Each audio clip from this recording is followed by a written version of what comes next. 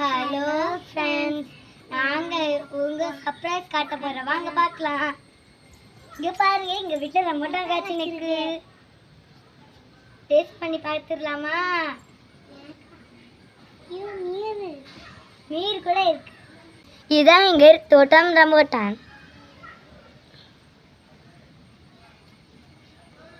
எங்கள் தோட்டம் பார்த்தீங்களா? அழகாக ஃபோட்டோ விடு.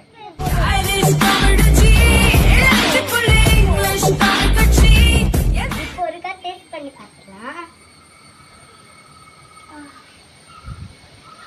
இன்னும் ஃப்ரைடு இல்லை, இது துள்ளியை உரிச்சோம். ஆனால் இந்த தொல்லியை சின்ன செடிக்கு போகுது. டேஸ்ட் பண்ணி பார்த்துடலாமா?